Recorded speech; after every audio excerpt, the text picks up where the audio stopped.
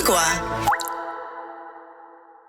Something special is going on, and you're going to experience it in this podcast. It's different. You know how often I've said during our podcast, we've talked about this, you and I. We've talked about the fact that Latinos in America, we should not, and nor do we really live on the left, nor do we really live on the right. We are Latinos. We're not here to be Democrats. We're not here to be Republicans. We're here to make sense of this great nation that we love, right? With all its imperfections. And it's because of that I've come to realize as I meet a lot of people recently, and man, a lot of people are just coming up and saying, wow, I've been listening to your podcast. It's amazing. And we are growing now. I know every time I have a podcast, I tell you guys, we're looking at the numbers and we keep going up and up and up. We're now at, as of this morning, 338% run rate growth. Think about that. It's pretty amazing. So here we are now in San Diego. We've been invited to speak at the Latitudes Conference, which is pretty cool. I'm wearing this badge. It says, Agua Media Chief Executive Officer Rick Sanchez, which is kind of cool. We did a presentation yesterday where we told tens of thousands of people who are here, Latino leaders from all over the United States, about Agua Media. And there's a certain sense of confusion, I think, in the Latino community right now about who we are. And are we left? Are we right? Are we indifferent? And a lot of that is happening because we're getting a certain push from the Democratic Party. We're getting a certain pull from the Republican Party. Both parties are spending a lot of money to try and woo us.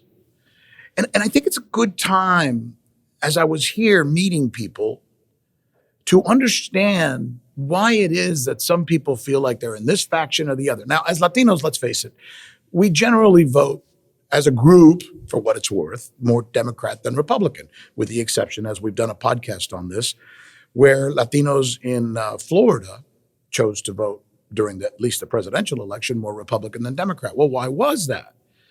And what is the strength of the very religious movement that takes place in the Latino community, for example? There's a lot of Latinos who feel very adherent to their church, their faith.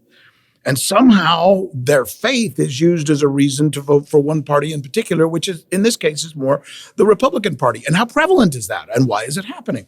Well, when we think through these things, which is fascinating from a political standpoint, whether you're Latino or not, I wanted to drill down by talking to someone who believes that the Latino community has been misled in many ways by the Democratic Party, and that the Latino community should really adhere more to Republican principles. And much of that is very faith-based. And I always say we should not be against each other for having different ideas. I am worried about what's happening right now in this country. It seems like we're almost on the brink of a civil war because people in one camp only talk to people in their camp, just like people in the other camp only talk to people in that camp, and we never come together and listen to each other. And it's in that listening that we can bring this country back together again. So I have an opportunity now to introduce you to somebody I met here at this conference who's a really good guy and an interesting human being and a guy who may have a very different perspective than that of the majority of Latinos, but maybe that's why we should listen. And here it is. So we're bringing this podcast to you today from San Diego. This has to be one of the most beautiful cities in the world. Oh, my God. The weather is magnificent. And the reason we're here is the Latitudes Conference that's been going on now every year now for the past 5 years. It's important because, oftentimes when we think of Latinos, we don't think of Latinos as business people, as successful entrepreneurs. This is a gathering that brings together tens of thousands of Latinos from the entertainment business, from the real estate business, from all kinds of industries in the United States where Latinos have prospered, where Latinos have done very well for themselves. And this is what we do here at Agua Media. How often do we say this? Part of what we need to talk about, and it's what you and I talk about every time we have this podcast, is being able to tell our stories because others aren't telling them. I mean, we're 20% of the population of the United States, and we're barely 2% of the representation in Hollywood, in media, you name it. And, there's people like myself and people like Saul Trujillo who are putting our money where our mouth is and saying, no, if they're not going to talk about it, damn it to hell, we are going to talk about it. We're going to tell this story. And I got to share something here before I introduce my friend Orlando and my guest who's going to be telling us a little bit about what he's doing as well. We thought 2 short months ago when we first started this that maybe we'd see an uptick and people would be checking in.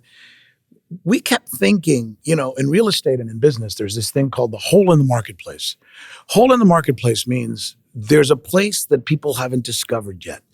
We think Latinos want to consume news, content, and information by their own standards, through their own eyes, through their own culture, not from the left, not from the right, not from the green, not from the yellow, not from the purple, no, from the Latino perspective. And that's what we're trying to do. And in the process of talking about these stories, we're also going to wake America up to who we are. And this is, I think, one of the most honorable things that we can do, not just for ourselves, because, a couple of us are a little long in the tooth at this point. It's for our children and for our children's children, because we are the fabric of the United States of America as Latinos. And that's why we do this podcast. That's why we tell Latino truths. And that's why we believe in this mission. And that's why it's a pleasure for me now to introduce somebody who I think is like-minded in this sense, who believes in this as well.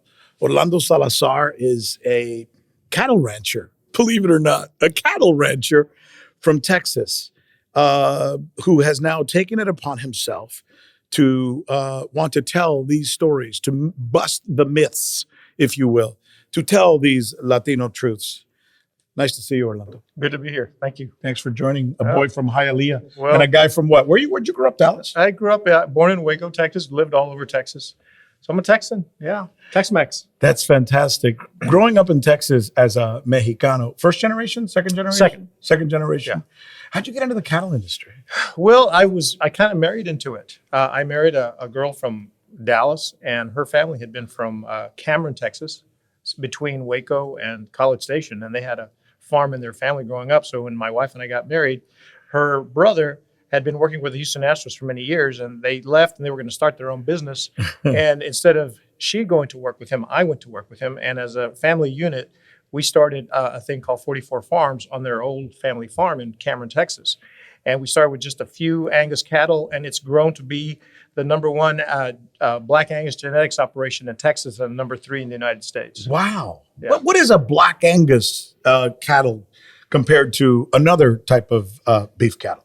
That's a great question. So Black Angus, the breed has kept data on carcasses longer and more accurately than any other breed in the United States.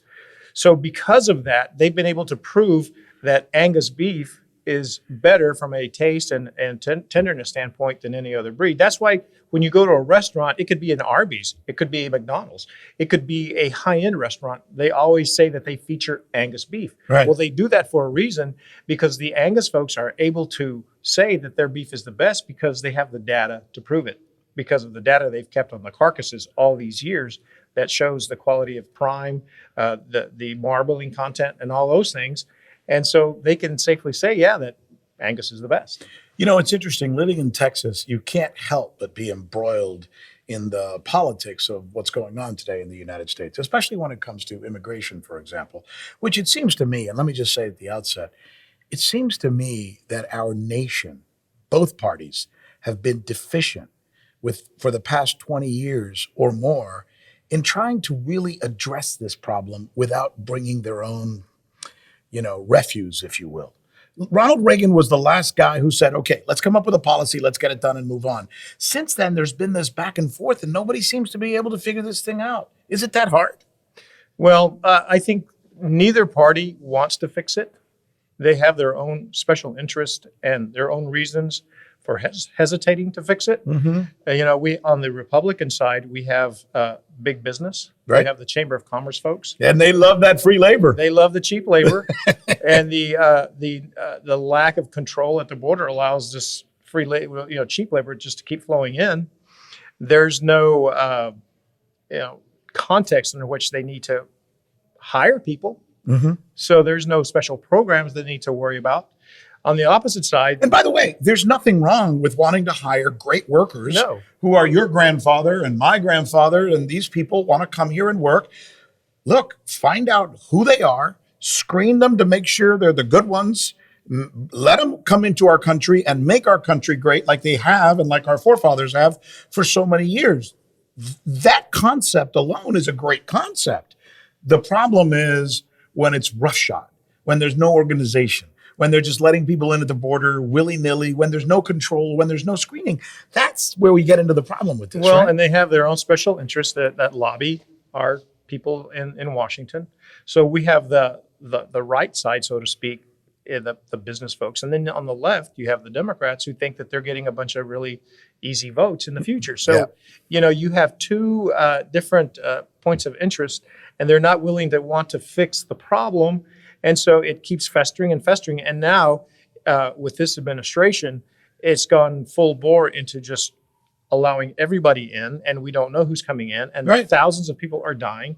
Thousands of children are being trafficked. And- thousands of people are getting raped. I mean, it's there's a humanitarian crisis in the Ukraine. Well, there's one on our southern border, and the media doesn't want to cover it. Well, don't get me started on how our foreign policy is dependent because of very, generally speaking, liberal media, paying attention to things that should matter less to the average American than what's going on here. And yes, Ukraine is one of those. Yes. We were told overnight that all of us have to stop everything we're doing and go out and buy a Ukrainian flag and be anti-Russia. And now it seems from their rhetoric that they're trying to start World War III.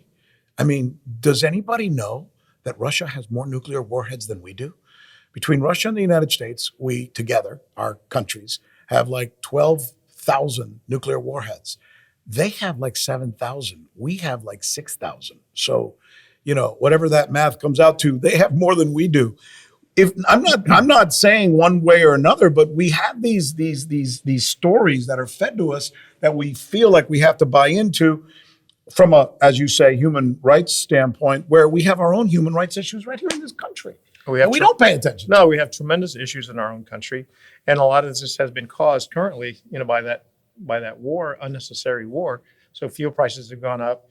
Then the administration has done a lot of crazy things to make it even worse. They've cut down exploration in Alaska. They're cutting down on permits. They shut down the pipeline. They're attacking fracking. So they're doing these things that are hurting more than anyone our people. Yeah. Our small business, our people that start small businesses, they're killing us. Is it your perspective that neither party, and I heard you say this, but I just kind of want to go back in there because I want to make sure you hear this as Orlando describes it. Neither party really wants to fix the immigration problems we have in this country. And when you say that, it's almost shocking to think the United States of America has a very prevalent issue on the border, but neither party really wants to fix it for their own needs, so to speak. That's a hell of a thing to say about our country. It's disappointing. I love this country. I'll fight for this country. I'll do whatever I can. But sometimes we have to call out the stupidity of our policies. Well, one of the things that to me this reflects is a lack of respect for the Hispanic person, the Hispanic culture, the Hispanic people. I think if people coming across the border were a different color, I think they would be treated a whole different way. Mm-hmm. I think that's one aspect to it. And then on the other side, kind of parallel with that is the fact that people are assuming they're going to vote a certain way. If people felt like they weren't going to vote the way they assume they're going to vote, Then they'd have that the border would change significantly. If you could tell those big top-notch Republicans who own multi-billion-dollar companies, guess what? From now on, you can't hire somebody who hasn't been in the United States for at least 2 years. They would change their tune on immigration. And if you were to tell the Dems, by the way, we're changing that policy and they're not allowed to come in and they can't vote for 10 years, they would change their policy too. It's almost like, they're doing this for another reason. And I think, and here's the thing, and tell me if I'm wrong, I think the average American is somewhere in the middle on all of this. they're not into either party. The average American, Latino American especially, would say, hell no, I don't want no frickin' open borders. No open borders.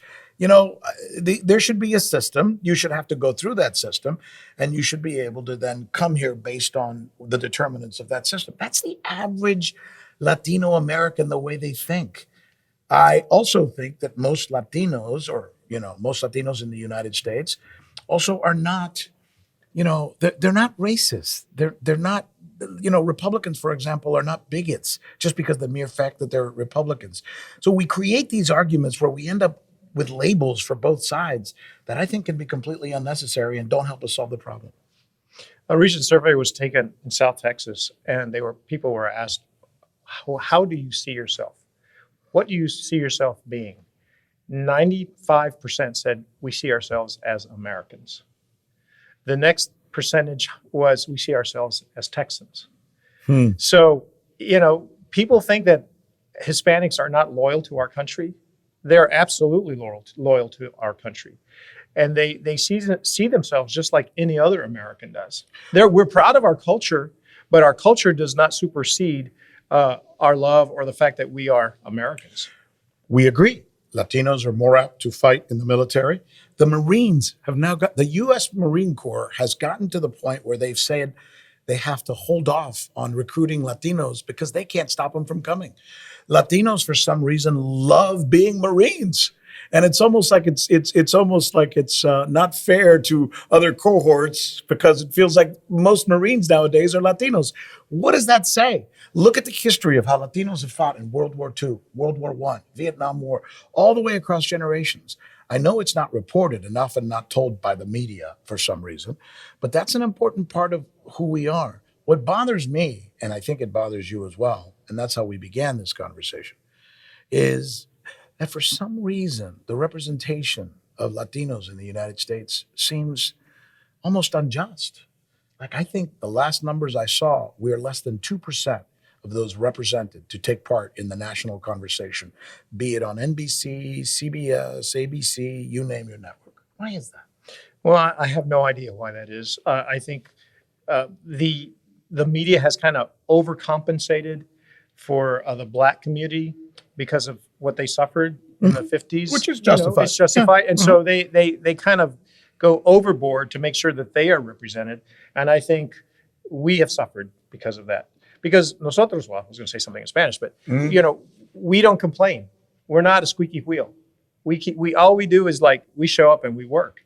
And you've probably heard this said, and I've said it before, actually, in the Cámara Industrial in Mexico City. I said that, and I was talking to the biggest leaders in Mexico City, and I said, you need to be proud of the people that are representing you guys in our country. Mm-hmm. And I said, because they're workers. You guys own businesses, they work. You never see a Hispanic person begging on the streets in Dallas, Texas. You just don't ever see them. They're working. Like somebody said, you see them at Home Depot waiting to get a job, but you don't see them on the corners on the streets begging for food. As a matter of fact, like we just said, we talked here at the Latitudes Conference, Latinos are less apt to be on welfare than non-Latinos in the United States. It's kind of I think it's a cultural thing. It's against my mom and dad. We were poor, Orlando. I mean, we were really poor. I remember there were times after we came to this country when I was a little boy that my brothers and I ate, but my parents didn't. And we know what they were going through. My mom and dad never took welfare. They never took food stamps. They just, I don't think they could. It was almost like they didn't, it wasn't in them. Well, when my grandparents came to Texas, there was no food stamps. There was no welfare. There was nothing. There was just hard work, So my dad went to serve in World War II, and he earned the GI Bill, and that's how he was able to go to college. He actually went to college back in the 50s when it was very few Mexican Americans were going to college. But one of the things I wanted to touch on and kind of dovetails regarding what I'm doing now is military and Hispanics. We have, I think, 3 or 4 Hispanics that have won the Medal of Honor, and they need to be recognized. And so one of the things I started was Voz Media, and what Voz Media is going to do is going to provide a different point of view in Spanish for Spanish speakers in our country on the news, on what's going on and about our culture and about people that we need to uplift. And so that's going to be one of my big goals, is to highlight Medal of Honor winners and other people like that that we need to remind people currently about how we got here and that we have wonderful heroes that we need to start recognizing as heroes. Well, you know, it's funny you say that about media because I've been in media all my life, and one of the things that I've realized, and people ask me all the time, well, I hear you complain when people say horrible things about Latinos. That must mean that you're a liberal because you know, don't like Fox News, because they say that all the time. And I go, look, I don't like Fox News. I don't like it when Hannity does shows about, you know, Latinos being less white or ruining our country and stuff like that. But that doesn't mean I give a pass to NBC or CNN. Au contraire. In fact, they rarely do anything for us as Latinos. I mean, when was the last time you turned on the TV and saw a Latino in television? When was the last time you saw reporters? Go into those newsrooms and see how many people who sit on that editorial staff meeting every morning at 9 o'clock. How many of those people are Latino? I'll tell you, because I've been in them. Very few. So don't think for 1 minute that they have our back either. Our story needs to be our story. It doesn't need to be the story of one party or one, you know, type of ideology, whether it's NBC or CNN or Fox or any of them. That's how I see it. Yeah. You know? Yeah, well, I agree. Yeah, we need to do a better job of promoting ourselves and being in a positioning ourselves to get that promotion or to be in a position politically or any other way to be leaders. So I think we ourselves need to do a better job of that. Tell me about Voz. Tell me about how you want to, I mean, we just started this Agua thing and we are surprised. It is just, we're doing, I checked last night, we're doing 229% run rate growth month in 30 days. I never imagined in my wildest dreams that we'd get this far, this fast. Yeah. So I'm feeling like there are people out there who want to hear this message. Well, we believe it too. This started for me 9 months ago, and it started because one of my cattle guys in Mexico said, well, he came up for a Cowboys game in Dallas, and he said, Orlando, all of my friends are conservative. He says, but we have no place to get news.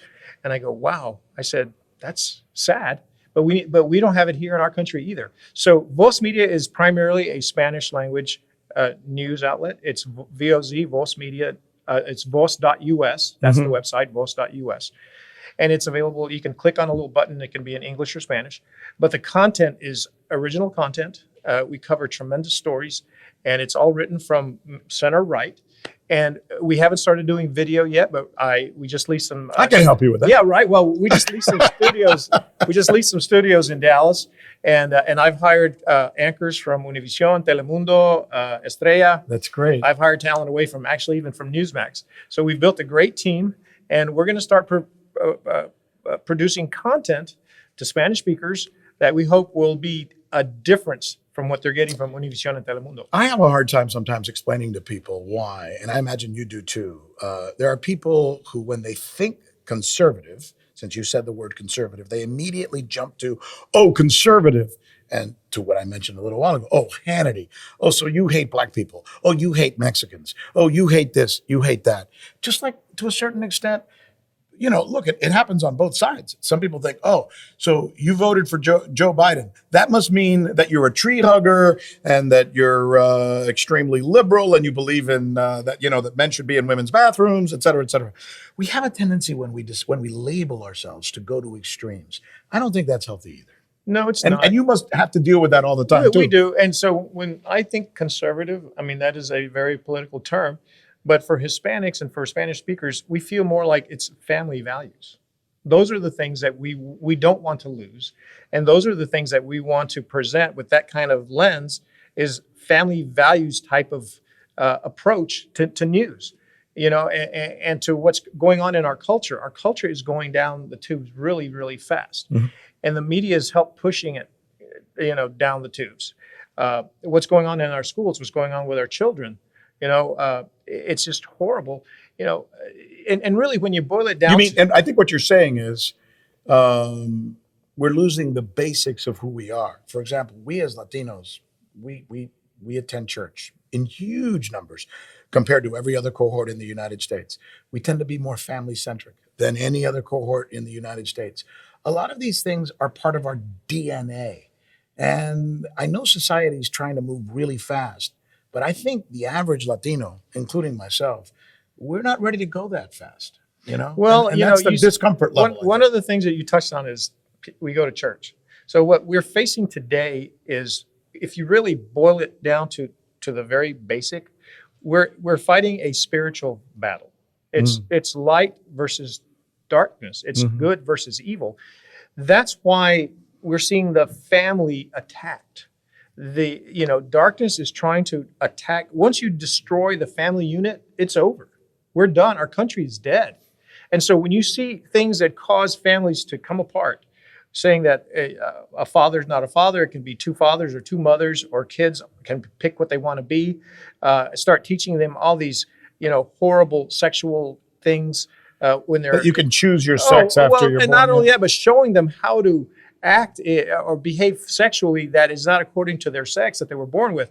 The books that they're putting out, they're attacking the family. How do you reconcile what you just said, which is, I think, sound, that we need to slow down as a society and figure out who we are?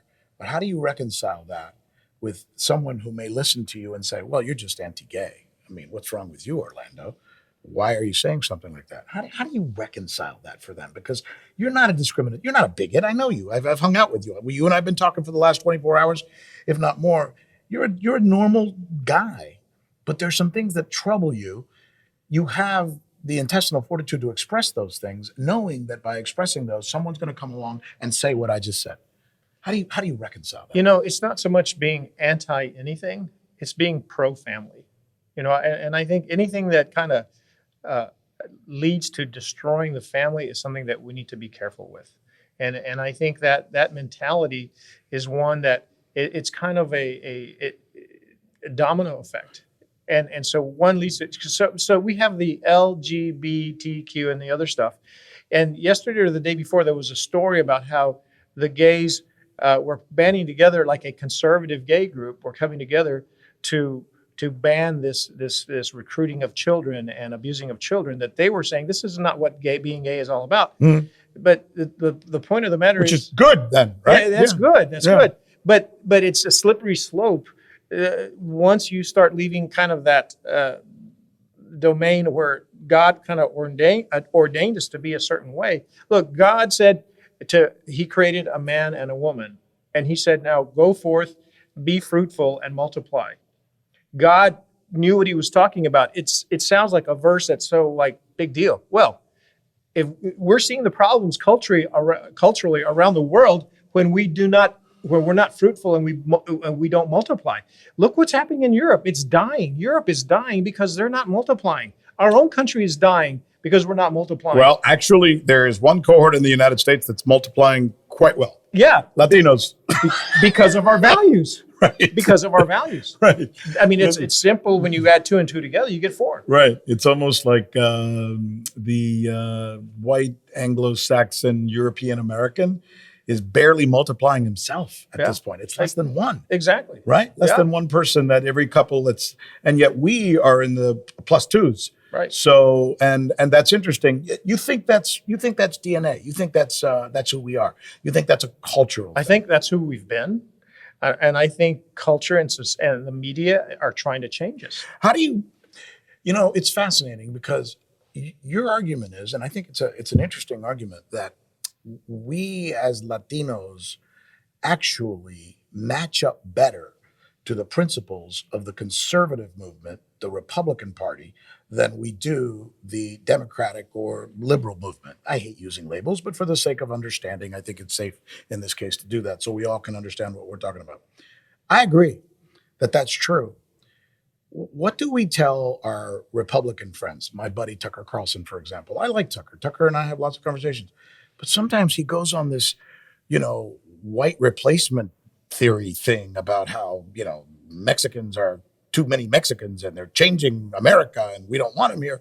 And it's like, Tucker, don't say that. I mean, why would you say that to a people who are like you? And how do we get those guys to understand this? Because it bothers me sometimes. It makes me want to either turn off the TV or throw something at it.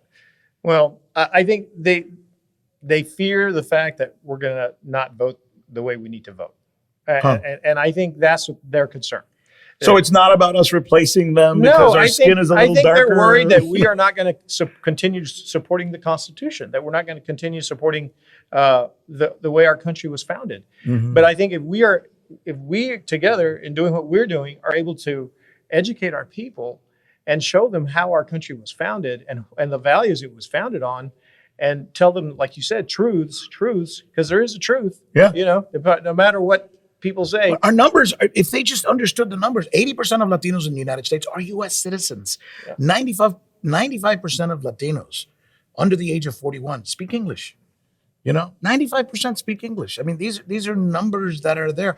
Our rate of acculturation is as high or the same as every other group that's ever come here, including the Germans, the Italians, and whatever. So we're not that different. And by the way, we've been here since 1560, which was before the Pilgrims. But Mexican Americans, even though they weren't Mexican Americans yet, fought in the Alamo. Right. On both American sides. side. Yeah, that's right. So yeah, I mean, there's a lot of facts are funny things. They are funny things, but hopefully we're going to be here to tell the story straight. And that's really what we need to do, is just educate our people so that they'll start voting. Because look, people say, oh, Hispanics you're 50% of the state of Texas, and I go, yeah, but you know what? If we don't vote, we're zero. Yeah. If we don't vote, it doesn't matter how many of us are in this country. We have to vote. Why do Latinos consistently, with the exception of South Florida during this last presidential election, Latinos consistently vote more blue than red in presidential elections? Why is that? Well, my theory, which I shared with you last night, is the fact that when JFK became president, he was the first Catholic president, and in Texas, that was a huge impact. Yeah. In fact, Part of our culture, part of our DNA. Right. Event. And so Mexican Americans in Texas started voting Democrat because he was Catholic and he was handsome and he was young and all this. Well, that tradition has continued and continued. So it's tough to break tradition. But I think with Mayra Flores, with the mayor of McAllen, conservative, I think we're starting to see things shift. And so there is a change going on in Texas. Let me ask you maybe a final question. You and I are both successful guys. I've done pretty well, and thank God, somehow I was able to muster the luck or the grace to be able to go from being a poor kid growing up in a barrio in Hialeah to founding a $4.4 billion company and being an anchor on CNN and on Fox and on NBC and interviewing 4 presidents, and it's pretty cool stuff. And I don't know if I deserve it any more than the next guy, but it did happen. And now that I'm in this situation, a lot of people say, why don't you just get a yacht and go, walk away, go do your thing. I mean, look at you. You're one of the most successful cattle ranchers in Texas. You're obviously a very, successful man. I'm doing this Agua thing because I want these stories to be told. I want these conversations to be had. Why are you doing this? Well, I'm a believer in Christ. I am a person of faith, and I try to walk by faith and not by sight. And when the Lord shoulder taps you and he tells you to do something, you do it. And I feel like the Lord has put this in my path. He has brought me to the point where I am now. And so when he says go do it, I do it. And if he ever says stop, I'll stop. But at this point, he's saying go.